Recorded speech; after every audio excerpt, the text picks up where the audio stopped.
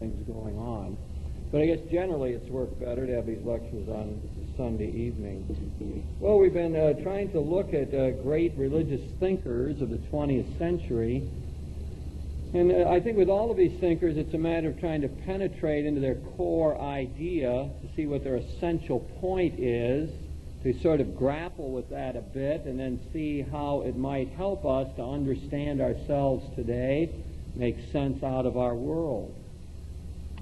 It's like entering into a conversation with the greats of the past. And perhaps when we converse with somebody, what we try to do after a period of time is try to get at their core, what they're all about. That's maybe a way of asking the question, what are these thinkers all about? Not what are their, a whole bunch of tiny details about them, but what do they have to say? What have they contributed to the great conversation that goes on about human existence?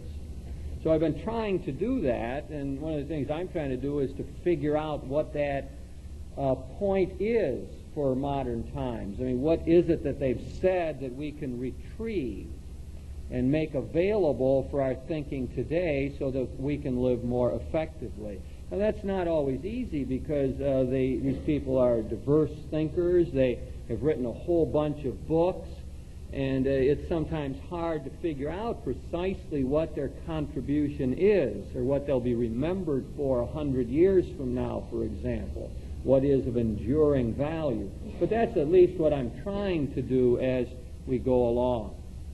Now, I found that especially difficult to do tonight with our thinker Teilhard de Chardin. I think probably people are a little more familiar with him than perhaps some of the other people I've taken in this series.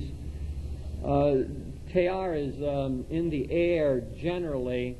Some of you remember the story of when I was talking with Karl Rahner one time. I asked him about Teilhard de Chardin, a specific point in one of his books, and he said to me, well, to tell you the truth, I've never read him. But he knew all about him because his thought, as he said, is in the air.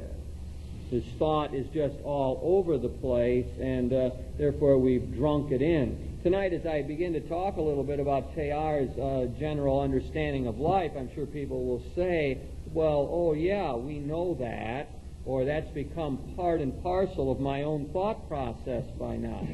Because Teilhard is in the air, because he has given a sort of orientation to much of religious thought in our own time.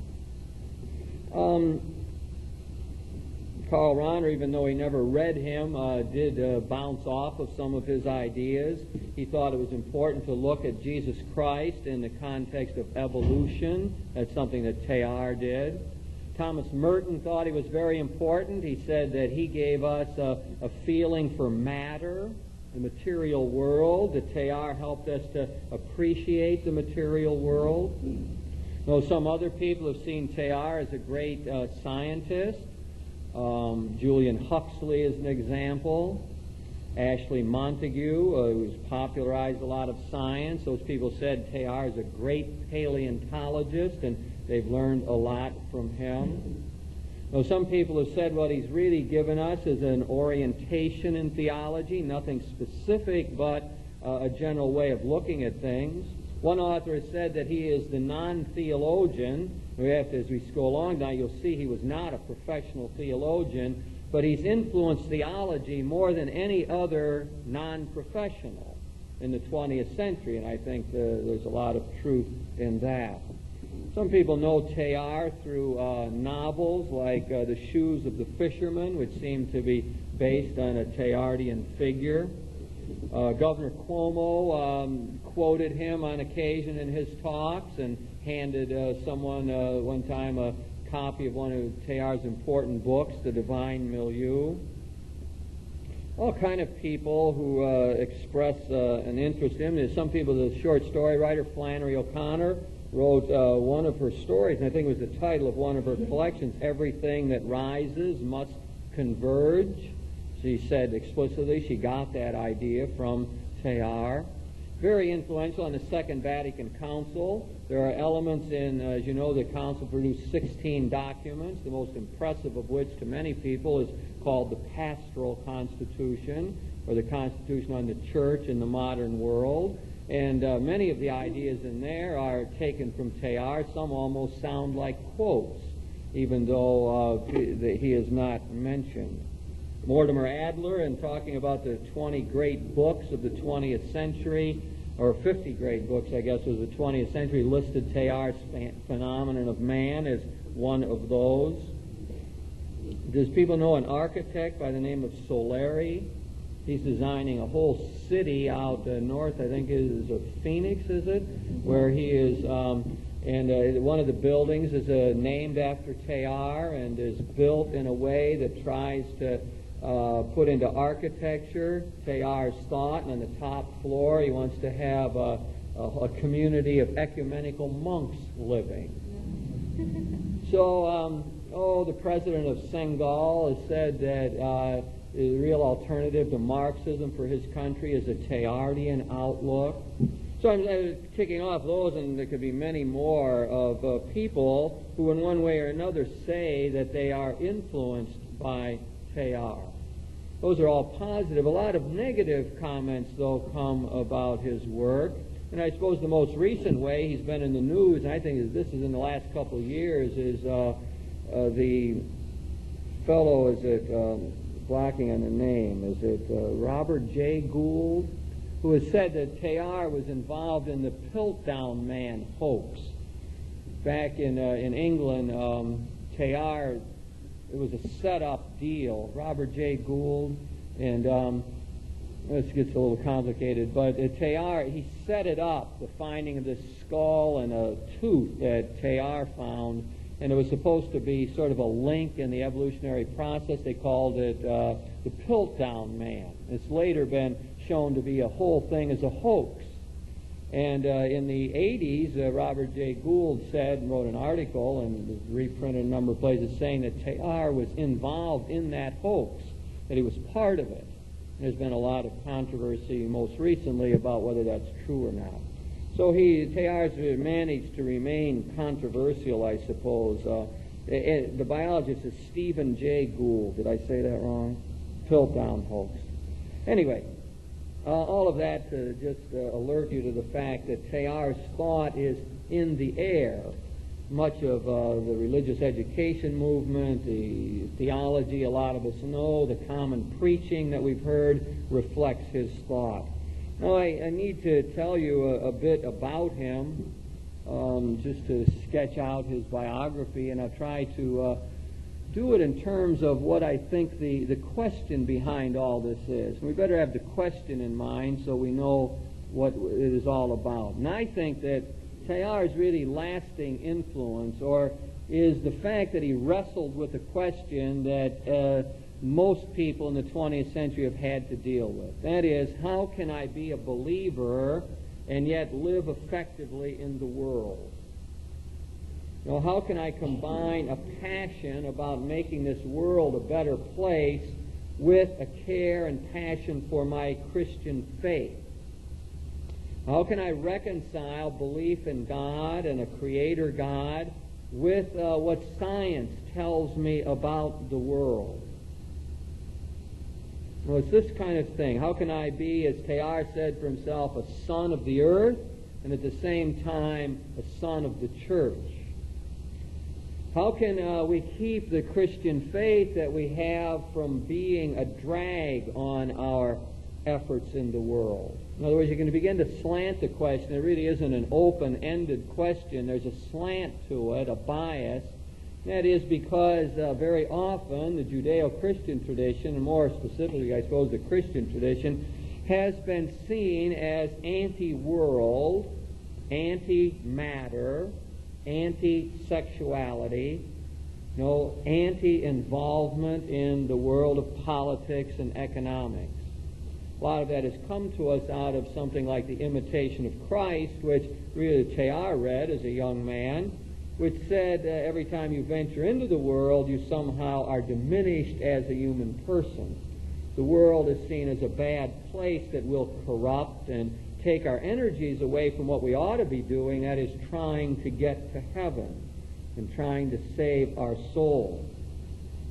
So Teilhard has wrestled with that problem both personally and theoretically. That problem became crucial to him. It existed in his own mind and heart. He lived it out passionately. I guess that's a common denominator in a lot of these great people, isn't it? They are passionate. You know, the boiling cauldron is inside of them. They somehow live out the cares and concerns of the age in which they live. They feel the problematic of their own time in an intense way. And certainly with this question, which dominated Teilhard's whole life, we see that to be true. Okay, that's the question I have in mind. You know, how do we combine faith with the life of the world? How do we combine religion and science? How do we bring those two things together? Or maybe, you know, I suppose another way of looking at it yet today is, do we feel that question at all? Maybe in a way, you know, Teilhard solves that for us and we've already got it clear in our own minds. I mean, maybe there's people who feel very close to God when they're on the golf course, or feel that at the assembly line they're doing something that is of overarching worth. Or maybe there's some people who find cooking another meal and cleaning the house again is precisely their way to come to God. Or maybe there's some people who find that their work deepens their faith. And those would be people, I suppose, who have sort of rest on the shoulders of the giants who have wrestled with this question and come up with some ways of solving it. Anyway, that's what we are about in looking at Teilhard today. Now, I'll just begin to tell you a little bit about him, and I guess in doing this biography, I try to highlight how the questions were real to him. He was born in 1881 in the central section of France. And he's the fourth of 11 children. One of his first remembered experience, some of you know the psychology of Alfred Adler, who says your first remembered experience is very important. Well, Teilhard is a perfect example of that. I mean, his first experience was when he was 5 years old. He was sitting in his house, and his mother was cutting his hair. And while his mother was cutting his hair, they were sitting near the fireplace, and some of it fell and went into the fire and burned up. And it threw the 5-year-old Teilhard into a terrible anxiety attack. He just sobbed and sobbed. And as an adult, as he reflected on that, what it meant to him that he was perishable, that things burn up. Part of him burned up. It was not of lasting significance or worth. He felt a terrible longing at that time, a great pain. His mother just held him and tried to comfort him, but nothing really worked along that line.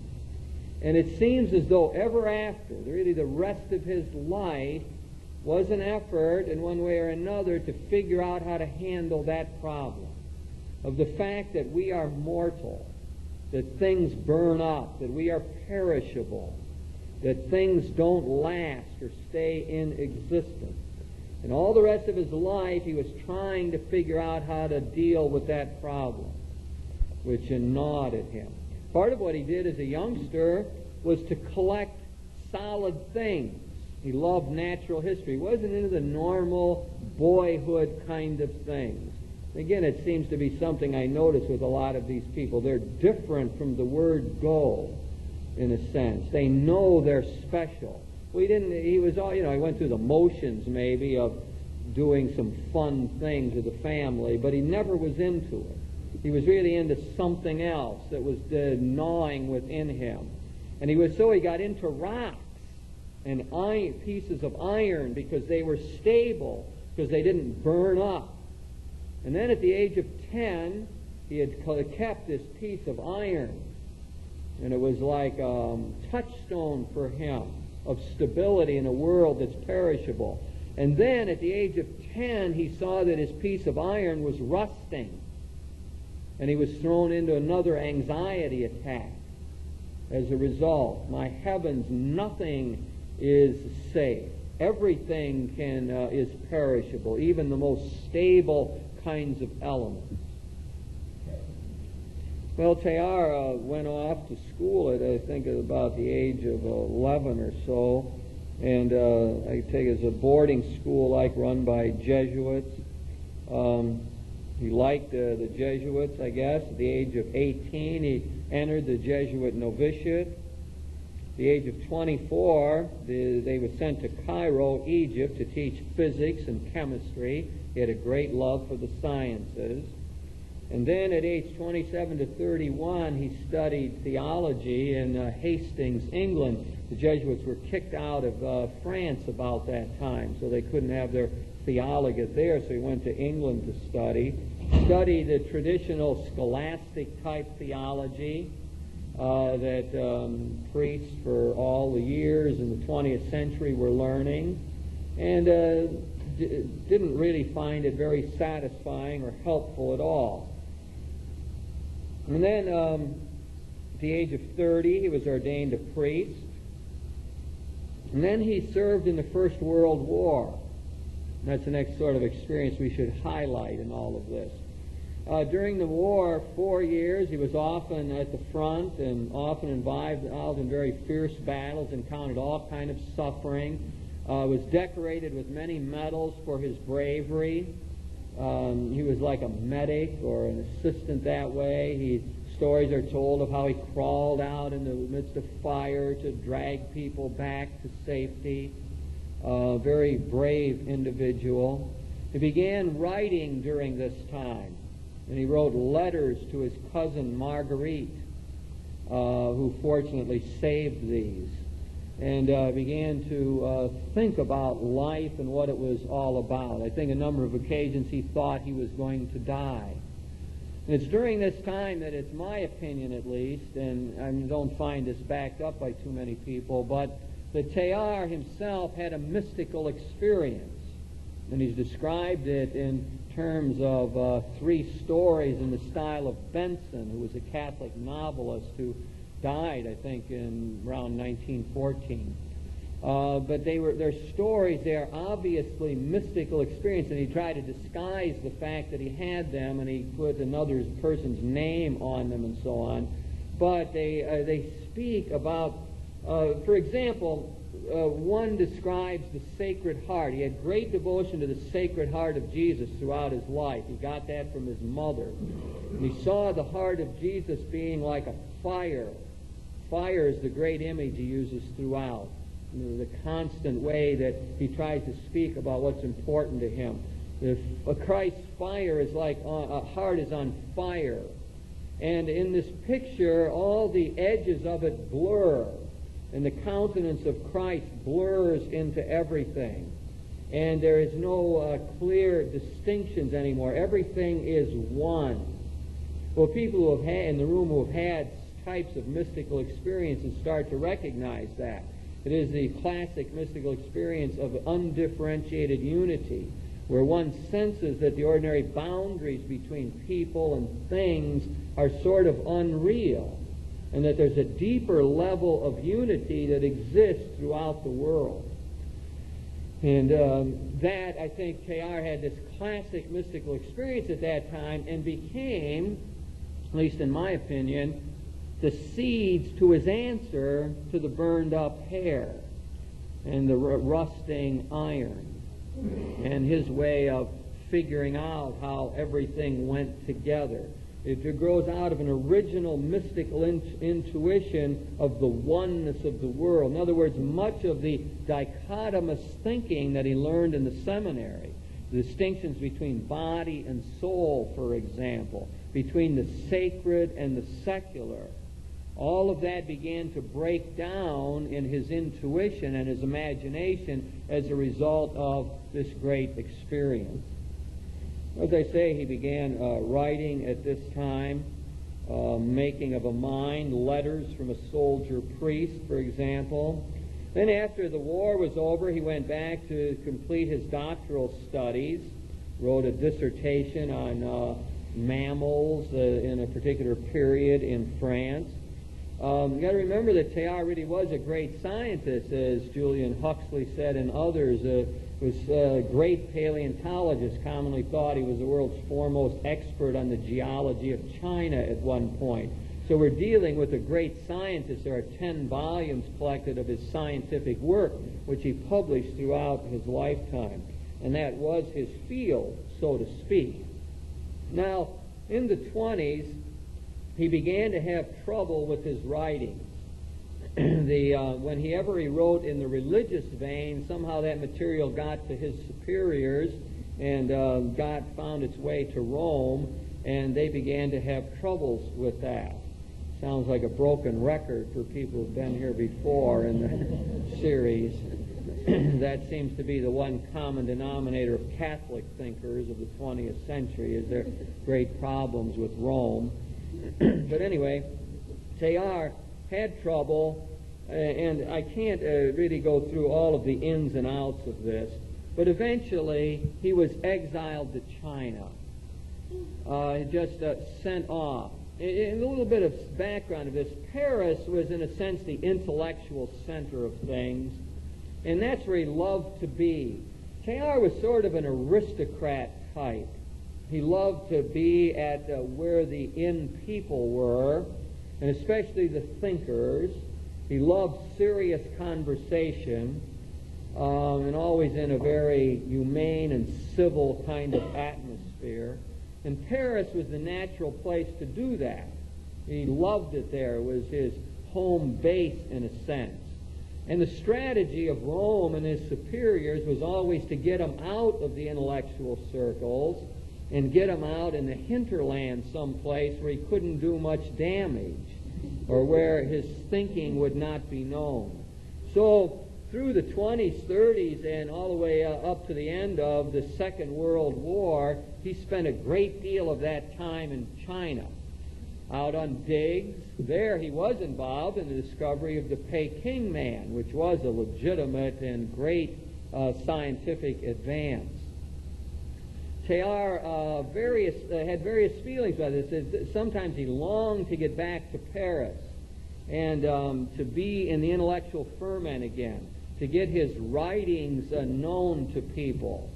And at other times, the heat was so great when he did get back there. There was so much controversy about him and so many people out to get him that then he wanted to go back to China to get away from all of that.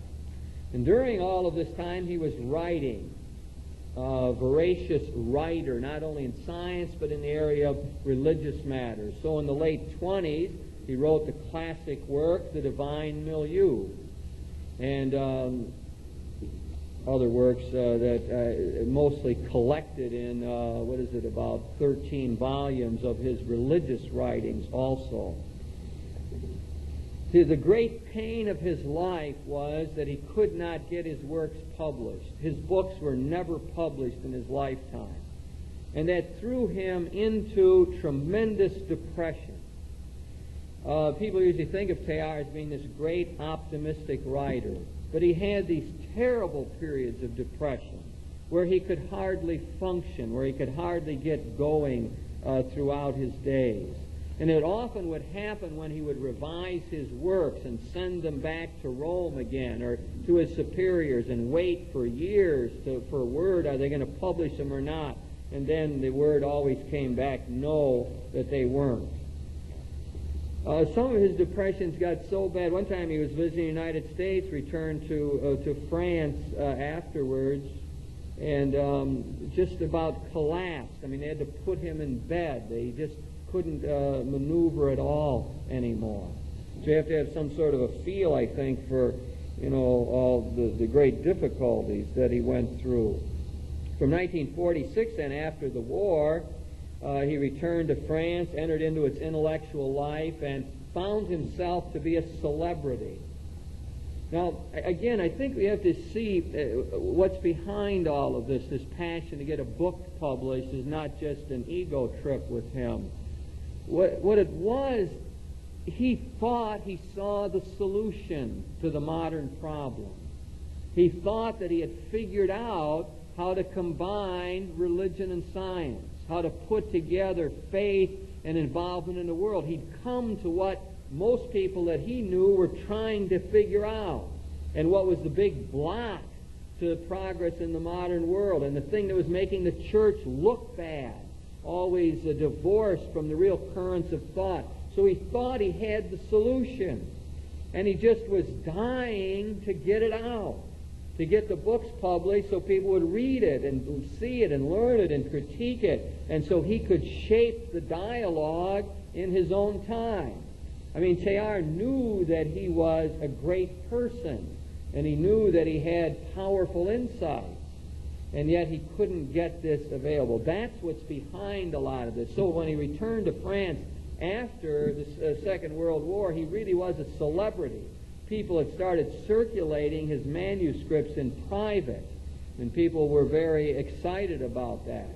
In the late 40s, he had written his masterwork, as I said, the Phenomenon of Man, which many people consider to be one of the great writings of the 20th century.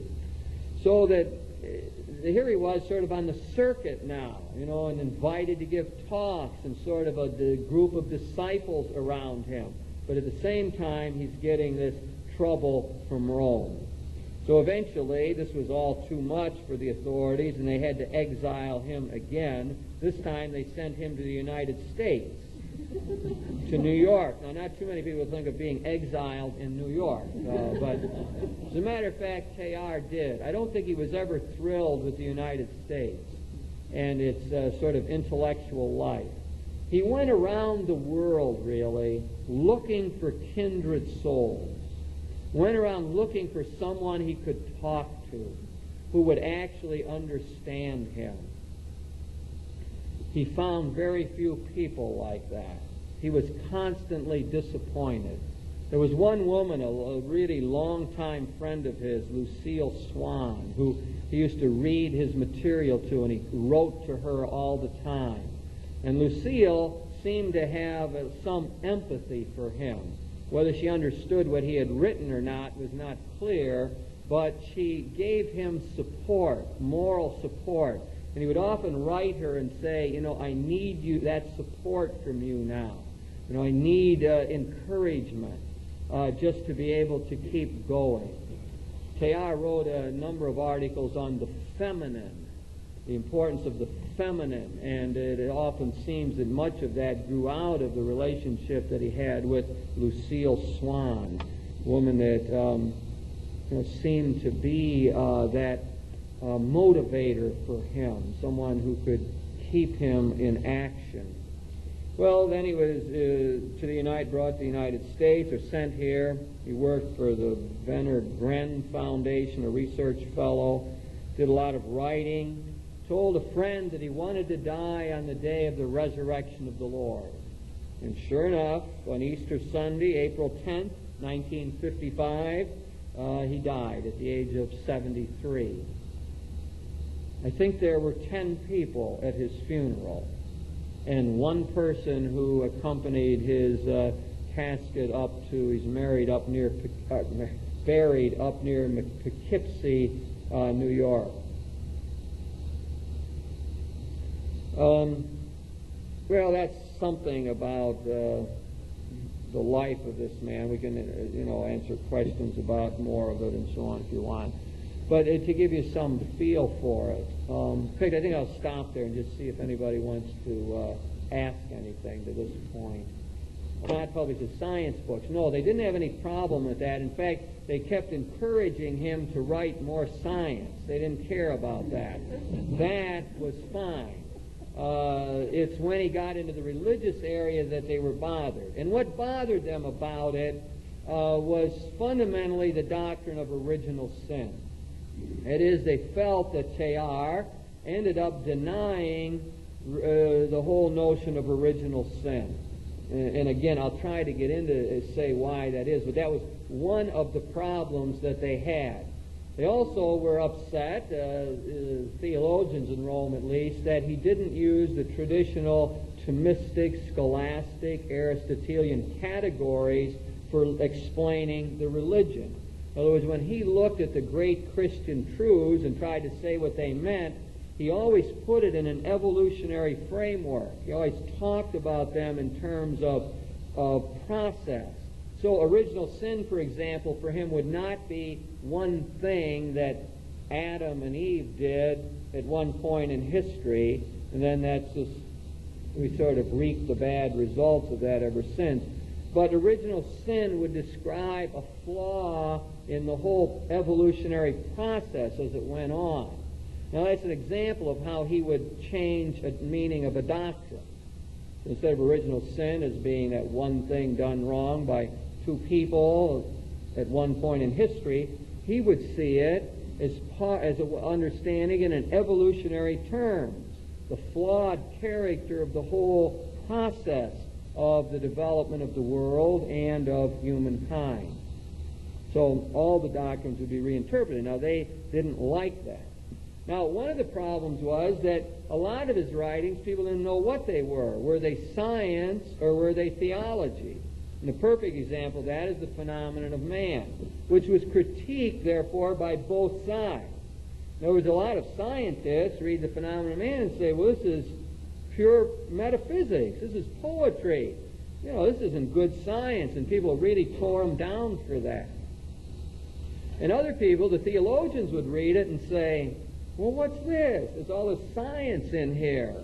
And, it doesn't seem to make sense in any sort of traditional theology we've ever read. Therefore, he was always a maverick. He never fit any place. And so his writings, and he made sort of a big mistake in one of the revisions of the phenomenon of man because he called it a scientific enterprise in a way. And the scientists picked up on that and said, aha, he's claiming this is science. But Teilhard knew it wasn't. Teilhard knew that he was doing something new that no one had ever done before. And that's why he always needed new words. There was no words in the language available for him to describe what he saw. Remember, he's a visionary. He's not a professional theologian. He's a religious visionary, a mystic, who thought he saw how you could put faith in God and faith in the world together, and wanted to tell people about it, but there was no way to talk about it. So he had to coin new words all the time. So he would talk about Christogenesis. Christogenesis. I mean, he had all these weird words that was trying to describe this development and growth of Christ's power in the world. Christogenesis. Amorization. That meant that there was a constant flow of love at work in the world that was intensifying. Well, you can't go through all the words. I hope to go through some of that as we go on. But he saw this new thing. It wasn't science and it wasn't theology. It was a holistic approach, as we say today, drawing on many disciplines. Jacques Maritain, who will appear later in this series, critiqued Teilhard terribly for this. You know, he said he had really produced sort of a mishmash in a way. He wrote theological fiction, he said, and mingled science, faith, mysticism, theology, and philosophy in an illegitimate way. So Maritain, being a very clear, precise thinker, things categorized, couldn't deal with that. So, no, the authorities had no problem with publishing the scientific works. It was the religious works, and he tried to finesse it at times. That's why he put that in there about the phenomenon. He said, well, this is science. Therefore, he thought that might get by the censors then, and they wouldn't try to block it. So the man's passion to get his idea out, they won't let him do it. Incidentally, all his writings were collected by his cousin Marguerite and others, all this material, the letters and so on, and then after he died in 1955, then his material began to be published. And it started coming out then in the late 50s and 60s. I know when I was in the seminary, his writings had been published, but you couldn't read them. They were not left on the shelves of the seminary. So after his death, this continued to plague him. 1962, many conservatives used to have this saying done. I'd go out and give lectures back in those days on Teilhard, and people would come in with typed out questions. What about the monitum of 1962 when Teilhard was condemned? How can you be lecturing on him? Stuff like that. So there was in the 60s when Teilhard was big and everyone was talking about him, there was a strong group of Catholics who just were totally against that and would, they were loaded for bear on those times. A lot of us could never find out where that monitum came from Rome, and whether they ever said that or not. But I think there was some sort of condemnation of Teilhard at that time. Just to throw in a personal note about his influence, I can still remember the time I finished reading his book, The Phenomenon of Man, the big point in my life. And I was sitting there, and I finished that book, and I sat it down, set the book down next to me, and I said, I didn't understand everything in that book, but I know I will never think the same. And I think that is the kind of power that Teilhard had on many people in the 60s, maybe not directly from reading The Phenomenon or The Divine Milieu, but his thought was in the air. A very clear remembrance for me. I remember saying, I know I will never think the same. It's the first time that I know I really learned evolution. As Teilhard said one time, evolution is not a theory of the origin of the species. Evolution is a light within which we view all of reality. Evolution is a way of looking at the world, of understanding development and process.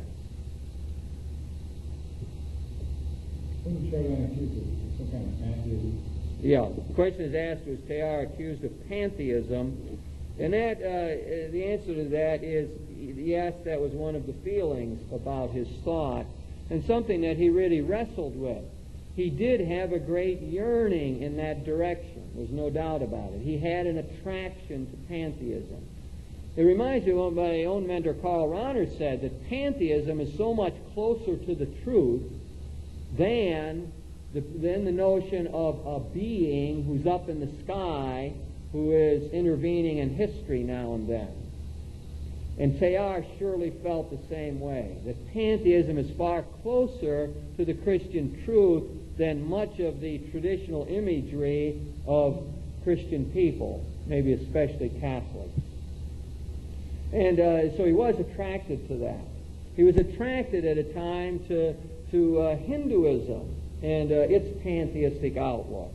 But he ended up, and this is so important for seeing his thought, he ended up clearly rejecting that, and in his writing saying so. And the reason is because eventually, as you know, in Hindu thought, they think of the material world as Maya, that is, illusion.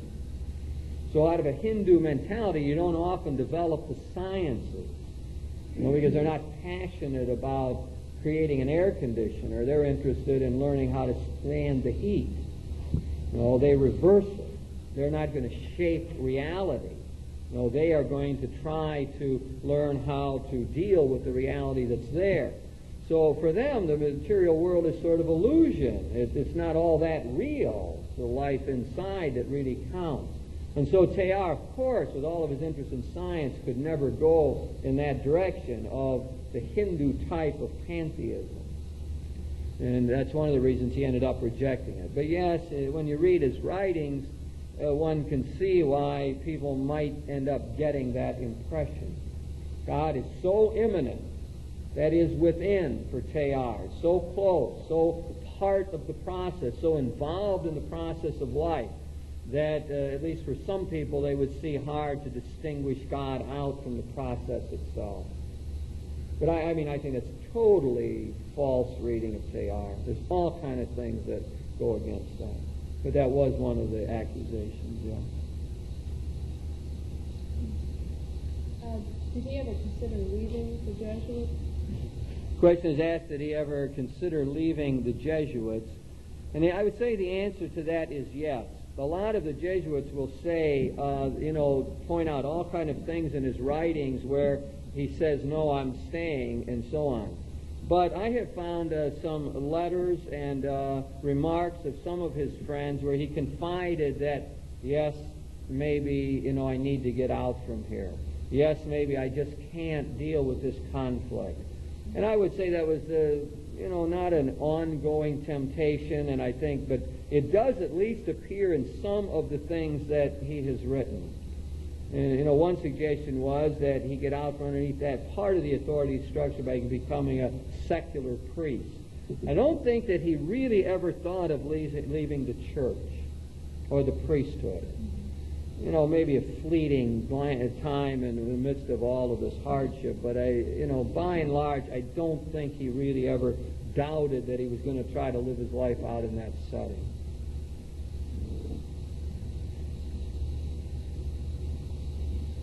Yeah. I hope to disprove that right now tonight. No, the question is asked that it was always said if you really wanted to study Teilhard, first you had to do a whole lot of background work on his terminology to be able to understand it. And I'm not sure that's true. I mean, to read his stuff, it is difficult. You can get these glossary of terms, for example, that help. But he's like all the other thinkers, I believe, that once you get their key idea, then you can read them. The problem is to get lost in all of the other stuff. The little book I always used to recommend for people to read is a small paperback. Geez, I think it's out of print now. It's called How I Believe. Do you have that in our library? I'm asking our official librarian. Not sure. I sort of think it is How I Believe. Tiny paperback where he explains the development of his own faith. Excellent. And of course the classic work, The Divine Milieu, which is very, I think, fairly readable, not overpowering. Well, with a very long introduction. It's only 160 pages or so. Very accessible. The other one is The Phenomenon of Man, which is much harder to read. All kinds of collections of essays. Hymn of the Universe is a good one. That's his mystical experiences and so on. Okay, I think, let's take a couple more, and then I think we better take a short break because the heavy part's coming now, and you have to be ready for this. Yeah. I think it's the same with so many of the thinkers of the 20th century. The real turning point comes with John the 23rd and the Second Vatican Council when a new outlook comes about. And so that the church just sort of subtly shifts. You're not going to find a document out of Rome saying, we are now in favor of the thought of Teilhard de Chardin. It's more like, there's never a statement that we were wrong somehow. That just doesn't happen. What happens is that the thought is in the air, and the bishops at the council were very into it, and theologians knew it, and it worked its way into the document. So you read in the Second Vatican Council, the Pastoral Constitution, that Christians should, because they're believers, should be more passionate about what's going on in the world than anybody else. Clear statement from Teilhard. It's almost a quote. Well, now it's official. Now that's in the official document. Now what do? There's no way you can get around it.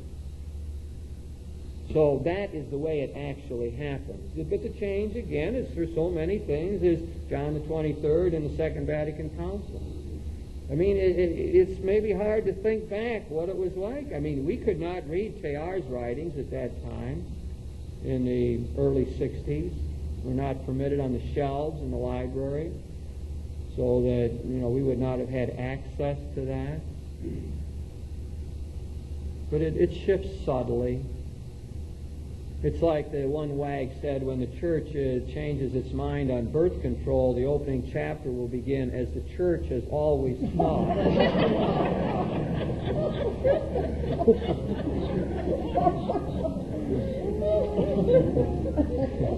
We haven't come to terms with what we commonly call a theology of error yet. Someone needs to develop that for the people at the top. If you remember, I don't know why I'm off on this, but you remember with Hans Kunz, one of his things put the great blame on the theologians at the time of Humanae Vitae and birth control. What he said is the theologians failed the Pope by not showing him how he could have come out with a more liberal position without appearing to have, undercut his whole authority. And having to say somehow that, we've been wrong all this time. So that's Kunz's interesting position on that the theologians failed Pope Paul VI by not giving him the material he needed to be able to come out with a liberal position, to show him how there was development and how he wouldn't have to say that now maybe we've been wrong about everything else. So we do need a theology of error. We need to know how to deal with those changes. I've really only set the stage here, but the next part is heavy, so I think that we better take a couple-minute break, come back, and let's take a 5-minute break, and we'll come back and attempt it. I'll make that effort now to give you an overview of Teilhard's answer to this whole problem of how we relate faith and science, how we put together faith in God and faith in the human process. And he really comes at this from 2 points, and then, in his mind at least, they meet. So let's start out, first of all, with the analysis of the world as he perceives it. Now, remember, he is a scientist, and he's very taken by the whole evolutionary process that's going on in the world. His study of paleontology tells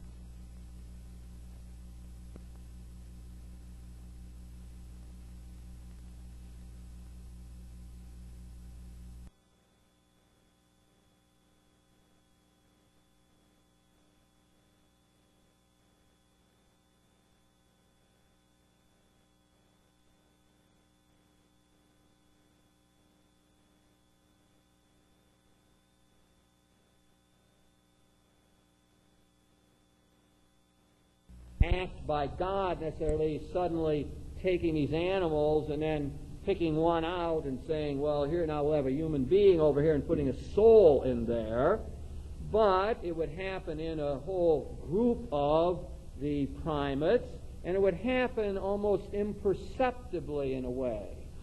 This is the most important moment in the whole history of the world. So that the complexity becomes so great, in our terms the brain structure becomes so refined, etc., that we now slide through or break through to a new level of consciousness, which is now reflective, where these beings now not only know things, but they know that they know. And they can now begin to communicate, and so on. Now, Teilhard thought that then with the development of human beings, that the law of complexity consciousness still stays in existence and still continues to affect how we think about things. But what has happened after human beings developed and developed the arts and then came into cities and began to develop science and so on, that the new development is no longer in the size of the brain or physiologically, but the new complexity in the world is now technological. It is now we have the mass media, we can communicate through satellites around the world and so on. So what again, this law continues to move forward. It's now more complex than ever before, and as a result, we have a greater consciousness than we've ever had before. And that this process keeps moving forward. We continue to get more technologically advanced, and therefore we now are able to communicate in better ways, and so on. Now let me try to approach that in some other ways.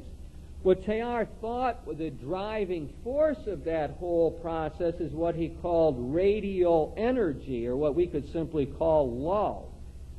It's a way of saying love makes the world go round. That he really thought the real force in the world is the uniting force, the power that brings things together. And of course, then when you get to the human level, what human beings are trying to do is reconcile, come closer together, get more unified, so that there is this radial energy, this love force that's been in the world all along. And you notice my imagery here, and this is the Teilhardian image, is that we are involved in an evolutionary spiral that's going like this. It's getting narrower and narrower, and is gradually coming to a point. That's what I told you, Flannery O'Connor picked the word. Everything that rises must converge. The title of her short story, Everything That Rises Must Converge. In other words, there is this coming closer and closer together.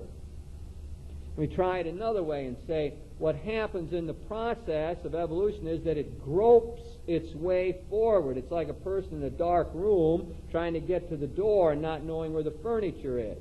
Moving forward and bumping into something, but when you bump into it, you slide to the side and then still move forward. So for Teilhard, the evolutionary process here is groping its way forward. It's like a tree. That's why it's flawed. That's why there is something wrong with the process. It breaks down. A material evolving world is going to have earthquakes or floods, or things are going to go wrong. And as soon as you bring the human equation into it, they are going to rub each other the wrong way. For Teilhard, it's extremely important that our earth is a sphere. Because what happens in his mind eventually, as you get more and more people, you're forced to interact. For him, something like the First World War is simply evolution groping forward and bumping into some things. In other words, here you got this guy out in the trenches. Don't divorce this from his own biography. You got this guy in the trenches pulling in soldiers and burying people, who have been terribly shattered and so on. And in the midst of this, Teilhard is sort of above it all. Oh, well, this is something that's going on here. It's just part, it's inevitable. It's inevitable as soon as you got people living on a sphere, a globe, they're going to start to bump into each other. And when they bump into each other, they're not going to know how to get along at first. And it's going to take them a while to do that. So there'll be some wars. They'll bump, a lot of nations will bump into one another. But that's all right. That's just part of the groping forward in the whole thing. We tried another way. That is, in terms of spirit. What Teilhard thought was that matter, all material things, had an inwardness that we might call spirit. It's called panpsychism. It gets back to the question asked before about pantheism. That is, for Teilhard, a rock has spirit. There's spirit in everything. And that what is happening is that the spirit is sort of, through the evolutionary process, is gradually getting better hold of the matter. You could think of it this way: matter is sort of frozen spirit. And as we go through the evolutionary process and there's a fire in the midst of it all, it's heating up and spirit is taking over. Or to change the imagery, once we have human beings, it's like they're climbing a mountain. And each time we move forward in conquering matter, the material world, we have spiritualized it. We've made it our own in a way. We've now humanized it because we've touched it. It's now part of what we have conquered in a way. You're going to see that matter is just so important to Teilhard. Well, while I'm on it, I might as well read you his great hymn to matter, to give you a feel for this. So, material world for him is not something bad. It is the whole basis of what we are. We're rooted in matter. We can't get away from that. Matter is what really counts. Here's what he says in the Hymn of the Universe. I bless you, matter. Material world now. Bodies, mountains, trees. I bless you, matter, and I acclaim not as the pontiffs of science or of the moralizing preachers depict you, debased, disfigured, a mass of brute forces and base appetites. Well, that's something he would have gotten out of the imitation of Christ. None of that, not base appetites. But as you reveal yourself to me today, in your totality, in your true nature, you I acclaim as the inexhaustible potentiality for existence and transformation, wherein the predestined substance germinates and grows. In other words, it's the matrix, it's the womb out of which all of spirit will come, out of which we come. I acclaim you as the universal power which brings together and unites, through which the various separated particles are bound together, and in which they all converge on the way of the Spirit. I acclaim you as the melodious fountain of water, whence spring the souls of people, and as the limpid crystal whereof is fashioned the new Jerusalem. Heaven is being made out of this matter, this material world. You can see why Thomas Merton said that Teilhard's great contribution is to show us the value and importance of the material world. I acclaim you as the divine milieu charged with creative power, as the ocean stirred by the Spirit, as the clay molded and infused with life by the incarnate Word. Well, that's a good example of Teilhard. I mean, he writes poetically. I mean, what's a scientist going to do with that? Or what are the moralizing preachers going to do with it, as he says, to begin with? So that maybe gives us another way of talking about this. Let me try it another way still. So did I finish that we're in spirit? Things are gradually becoming more and more spiritualized as we go along. I mean, Teilhard gets a little weird along the way here, where people cannot follow him. He seems to even suggest at times that sexuality will become spiritualized. I don't know if he figured out exactly how the world was going to continue to procreate itself. I'm not sure he had that figured, but there's all these strange ideas of sort of transcending sexuality. Anyway, another way. What he thought that was happening, he says, you can't have this process unless there's a power in it already drawing it forward. It wouldn't happen unless there was some force, something in it that was pulling it upward and bringing it into convergence. It wouldn't happen unless there was a goal for the whole process, someplace it was going to, trying to get to. And he named that point, and that powerful point, the omega point.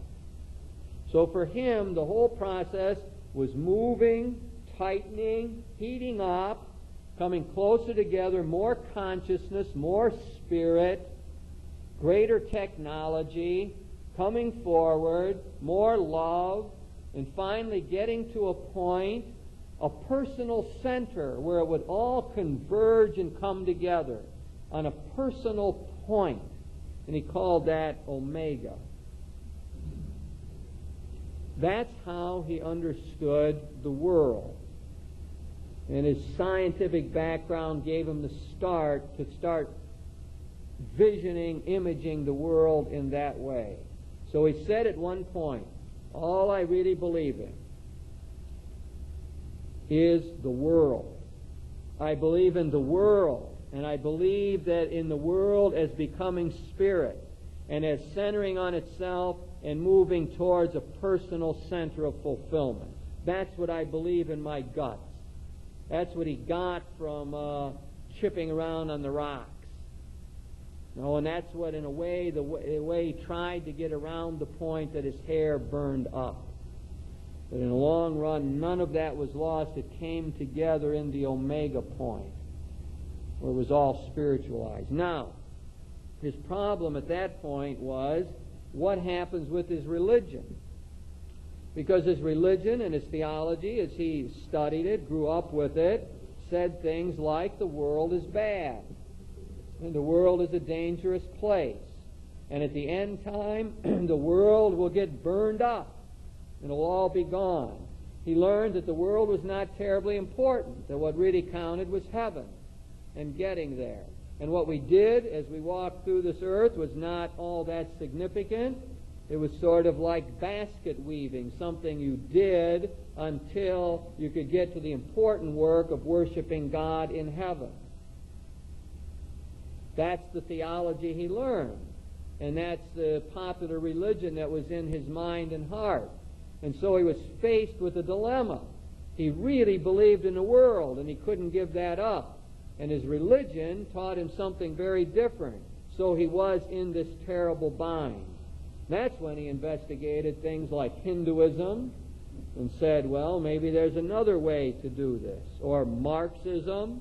Maybe they got some way to tell me how to deal with this scientific progress. None of that ended up working for him. What happened is, he did what we see all these great thinkers doing. He went back and reinterpreted his tradition. He went back and reread the Scriptures, especially the letters of Paul. And when he read those, he found something that his teachers had never told him. He read Romans 8, and it said in there that all creation groans in a birth process until it will share in the victory of the sons and daughters of God. We thought, aha, that certainly sounds different from a world getting burned up. That's a world that's in process and is going to share in the final victory. And then he read the first chapter of Ephesians and Colossians. And in there he read about Christ, who is the center point of the whole process, who is the linchpin of it, the cornerstone that holds it all together. He is the one who is the judge of everything that is in the world. He will bring it all to its final fulfillment. And again he said, aha, that doesn't sound like what I learned before. That is a whole new idea of who Jesus Christ is. And so he began to talk about Christ as the cosmic Christ, the universal Lord, that the risen Lord was now in charge of the whole world, that he was building up his body until it would reach its fulfillment.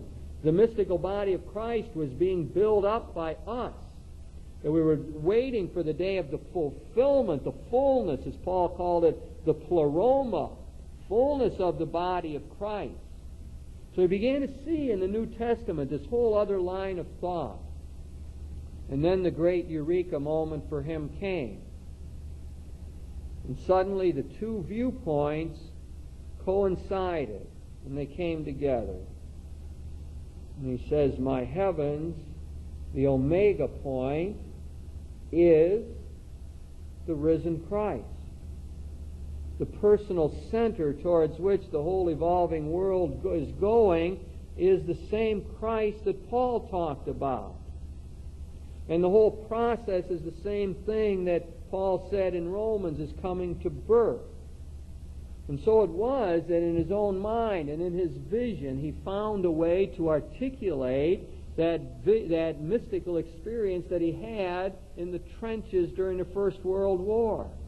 He found a way to deal with the burned up hair and the rusting iron. He found a way to link up his vision of the world born out of a scientific mentality and the view of life that we see in the Christian Scriptures. And now he says, now it fits.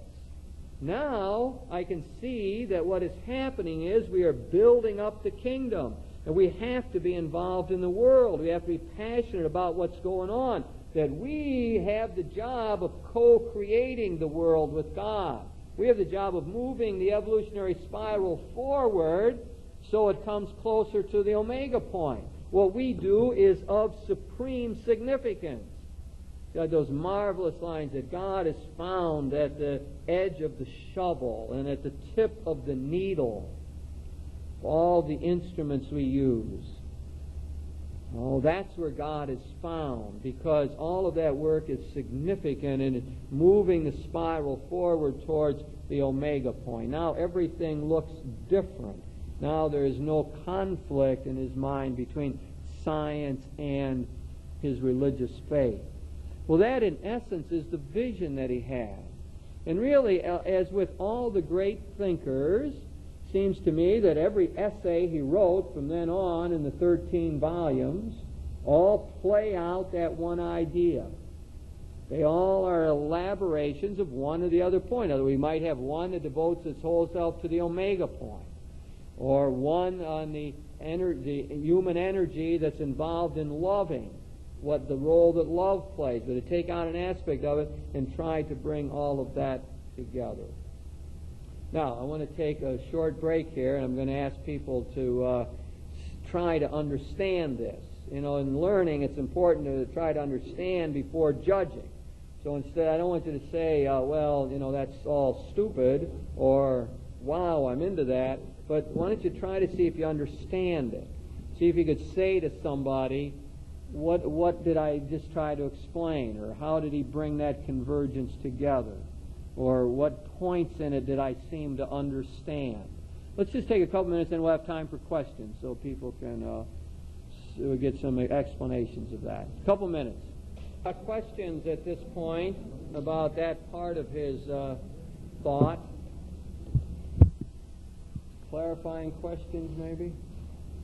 The question is asked, how does Teilhard's view relate to Aristotle's notion of the unmoved mover?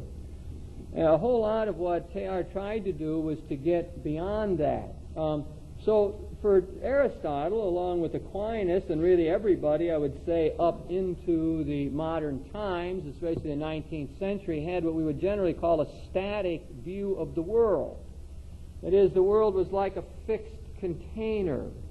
And especially for Aristotle, the final cause or the efficient cause of all that was what he called the unmoved mover. And in fact, in the Greek world, I mean, the change movement would be an imperfection. The perfect creature could not change at all, because it would have all perfection, or it would be total actuality, as Aristotle and Aquinas would say. So that world is sort of fixed. It's set. And in fact, you could think of the way people thought of history throughout as like a stage. History was like a stage throughout most of the history of the thinking world. And that the stage is set there, and we sort of walk across it. We got our little brief time on stage. So many years we walk across the stage, and then we're gone. Somebody else comes and walks across the stage. So that history is seen to be a set framework that exists in the Aristotelian Thomistic world. Now, what we've got in the 19th century with people like Hegel and Darwin, and then in the 20th century with people like Teilhard, is a whole reversal of the worldview. Now, the whole thing is seen to be in process. The image, and I've used it so much, I guess people probably get tired of hearing it, but the Teilhardian vision of the 19th and 20th century is this. It's like people were on a ship. And this represents the whole human race, the history, and so on. And they're down below decks. And down below decks, they're doing things. They interact, play a little shuffleboard and eat and so on. They're in this self-contained unit. And there's movement, yes, but it's all contained.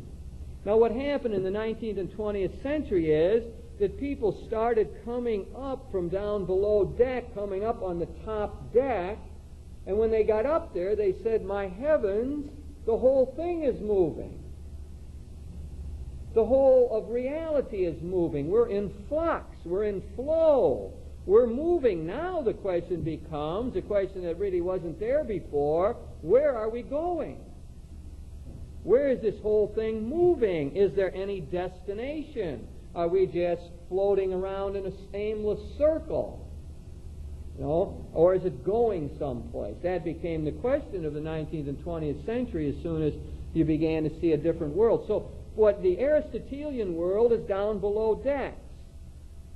And it's a self-contained world. And that for many people, I suppose, maybe, I don't know if this is true or not, but maybe when I was sitting there and reading Teilhard's Phenomenon of Man and set it down, maybe that's when I came out on the top deck myself.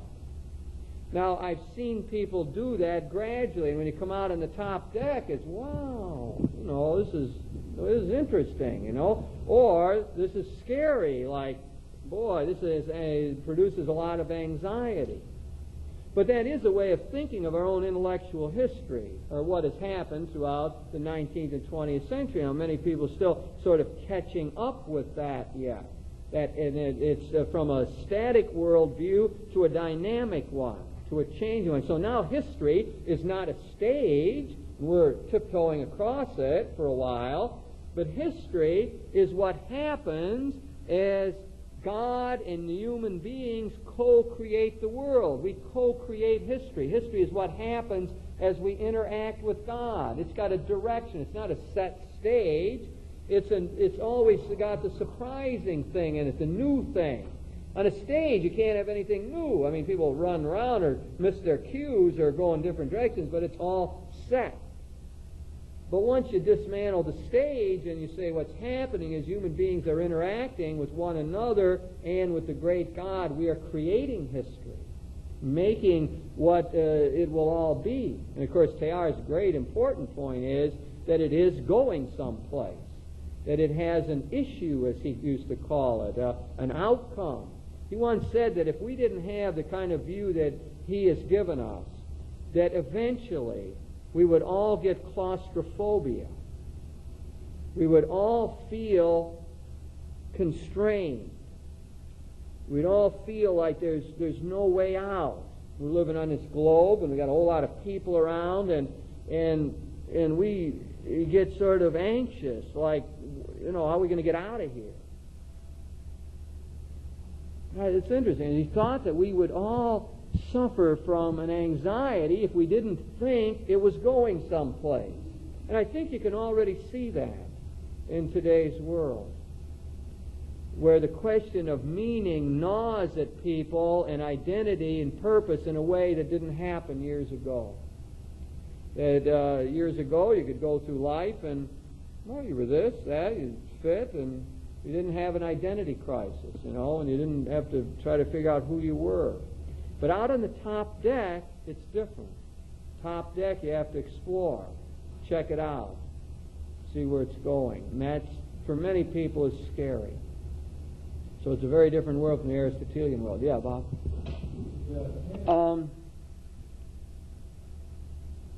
What he did fundamentally is latch onto the positive statements about it. That is, the statements in the book of Revelation that talk about a new heaven and a new earth.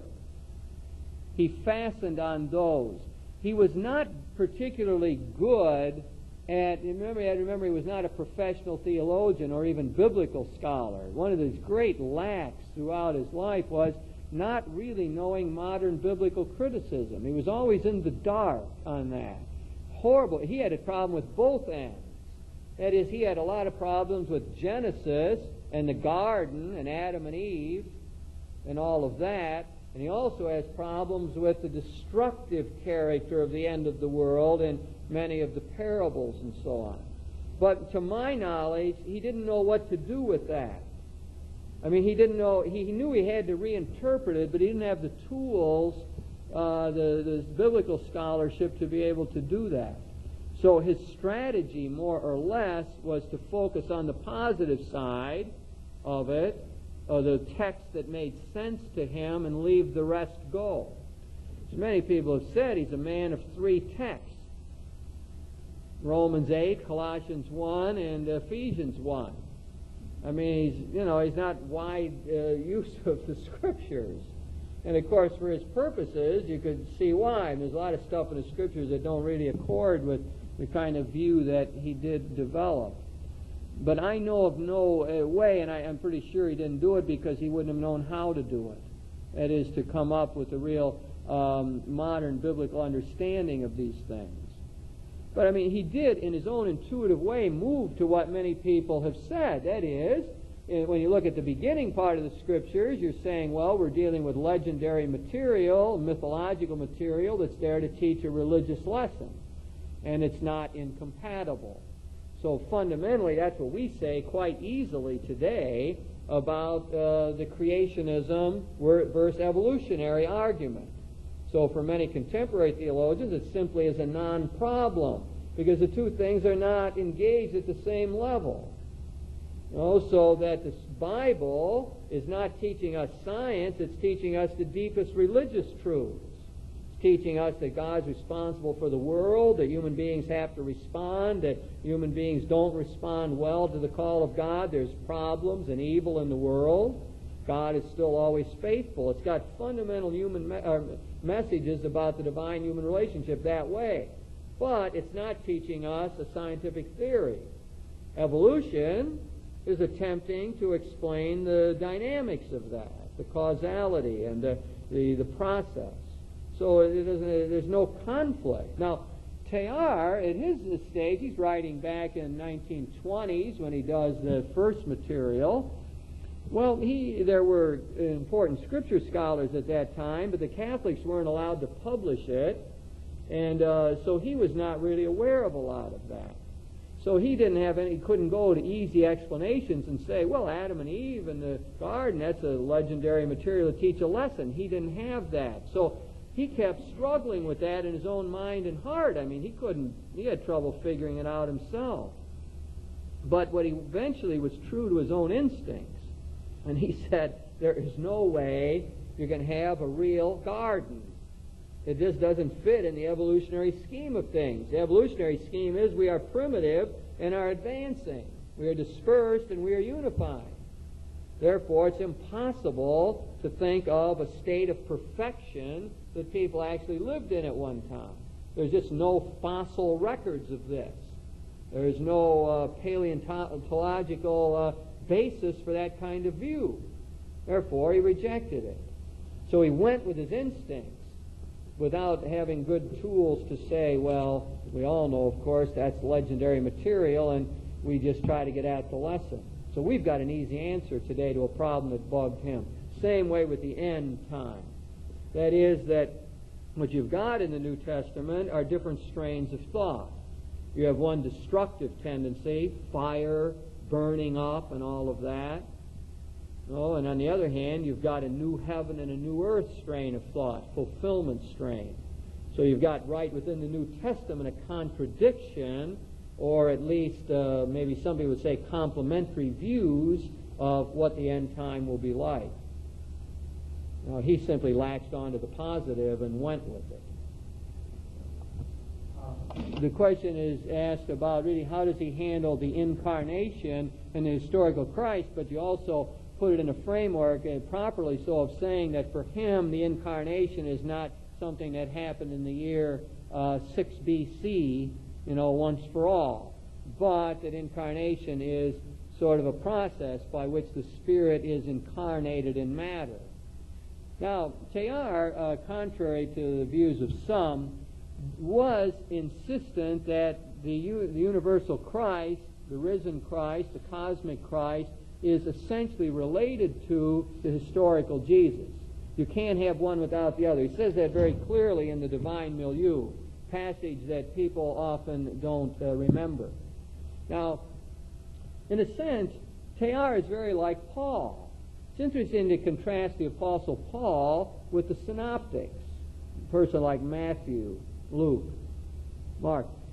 Paul is not terribly interested in the historical Jesus either.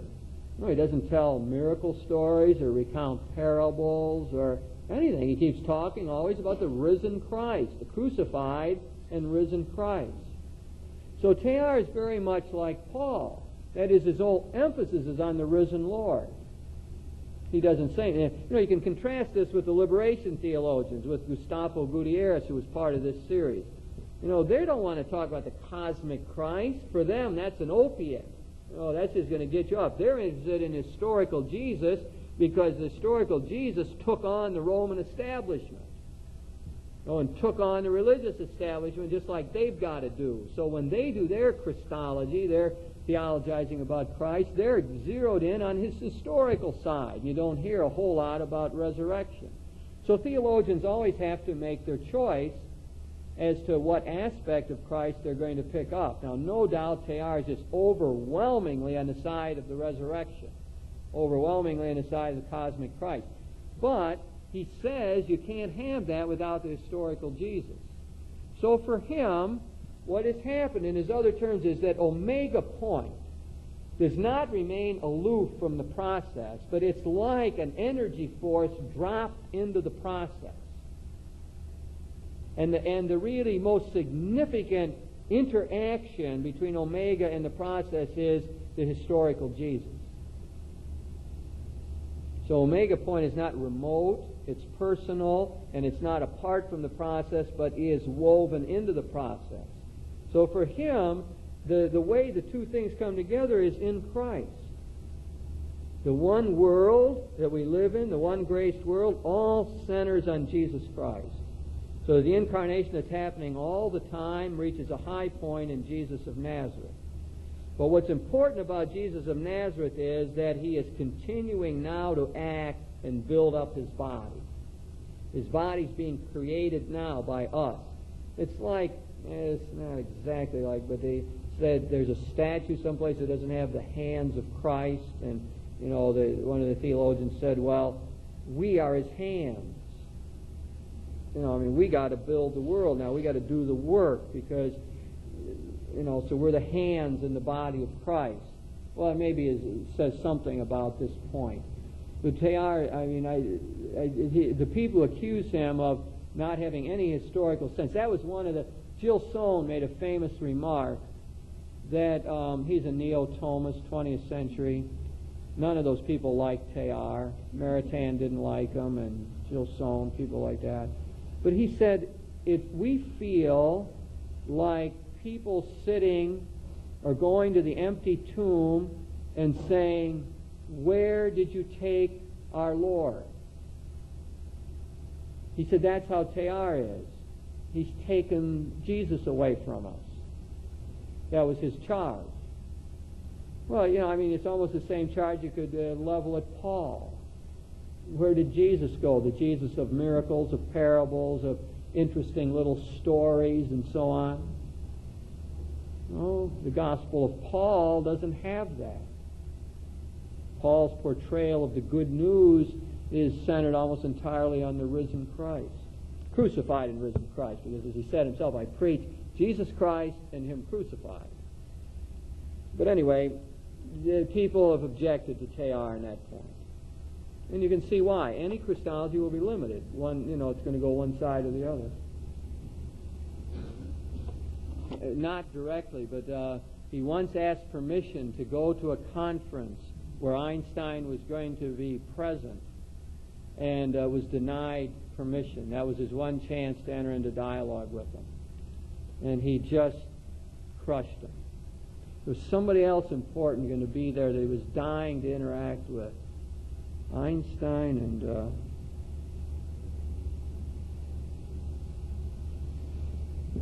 he didn't really interact with them. Asked about Teilhard and Hitler's move and so on. And the general comment on it is that Teilhard is strangely above politics and specifics of the world movement. In the midst of all that, he's got this grand vision. Even the bombing of Nagasaki, he was in China when that happened and surrounded by Japanese. Japanese had taken over, and he was in Peking or right outside Peking. And he doesn't seem to make any strong reaction to that. That for him, well, nuclear power is terrific. This is going to be a great advance for the human race. I think he had visited one of the big centers in the United States, and that for him was a great moment. That scientific breakthrough. We must dare everything for Christ, he said. And so he doesn't have the kind of reactions you'd expect, like to Hitler and to the atomic bomb and so on. I mean, it's sort of like, well, that's too bad, but in the big picture, well, let's not forget, in the big picture, this is just, well, we got to grope a little here. Now that might be a little bit of an overplay, but you don't get in him grappling with the political questions of his time. Like, what are we going to do about Hitler? I mean, he doesn't have an essay on Hitler and the dangers of fascism or something. I mean, you can see it in his works. There's claims that some of his articles are responses to political situations, so on, but you'd be hard-pressed to know that. I mean, there might be some oblique reference to the importance of freedom in relationship to Nazi Germany or something. But you don't have that. I mean, it's almost weird, strange in a way that you don't have it. Well, isn't his work as a paleontologist, though, where he studies large blocks of time, wouldn't that tend to have him look at things that way? A very good point. The question is made, or the observation really is made, that his scientific work as a paleontologist especially forced him to think of in large eras and eons and large periods of time, to think big. And I think that's true. But it wasn't only his scientific background, it was his whole religious sensibility.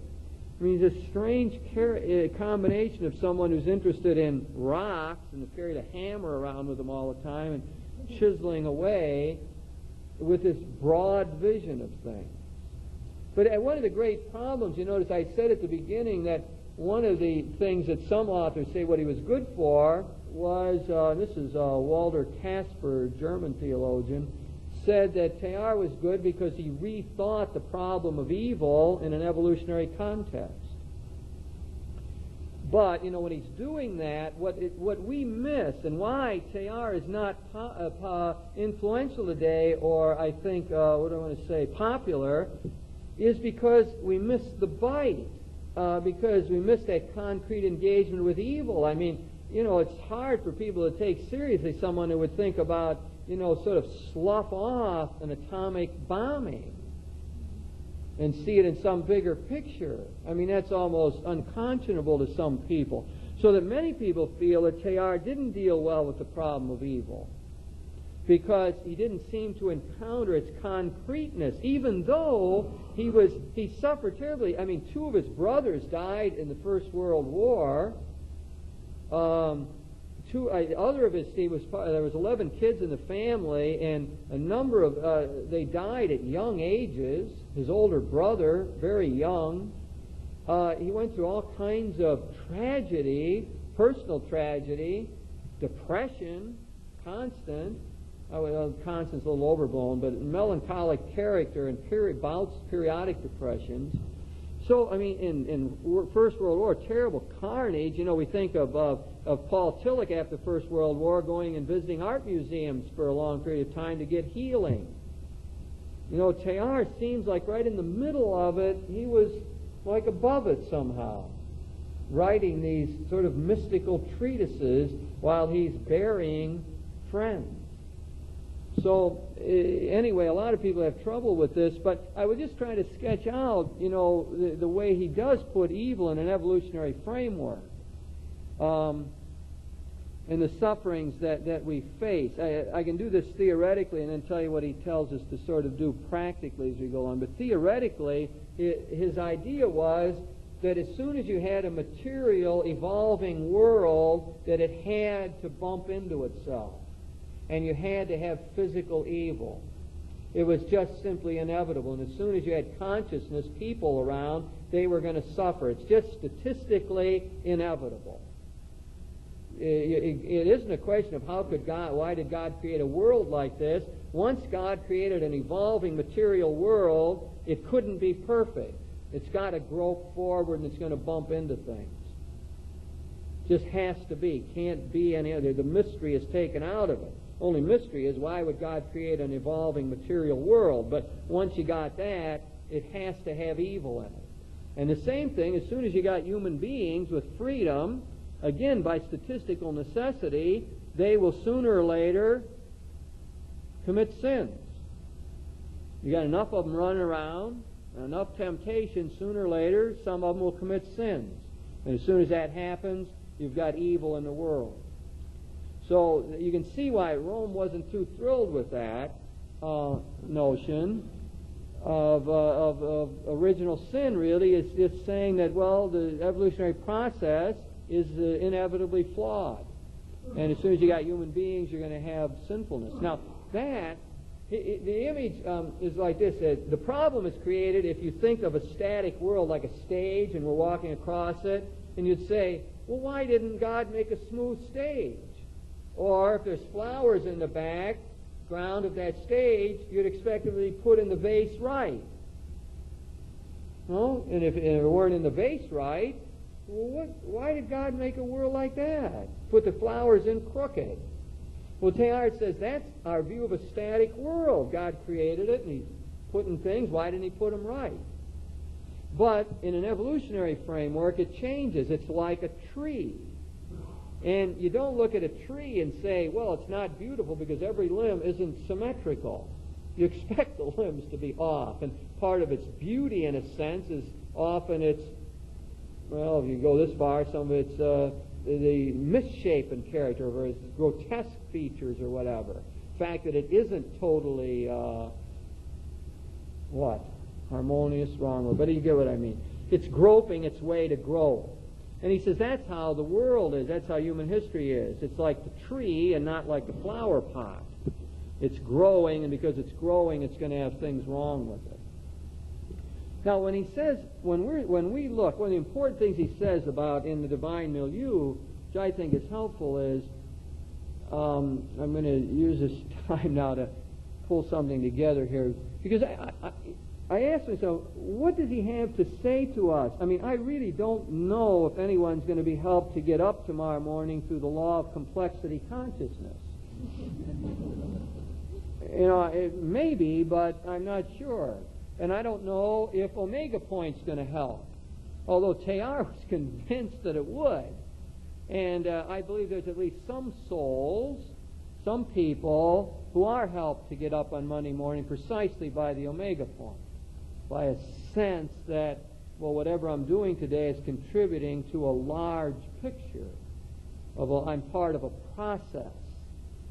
Now that takes sort of a bigger vision. It is what Teilhard called the cosmic sense.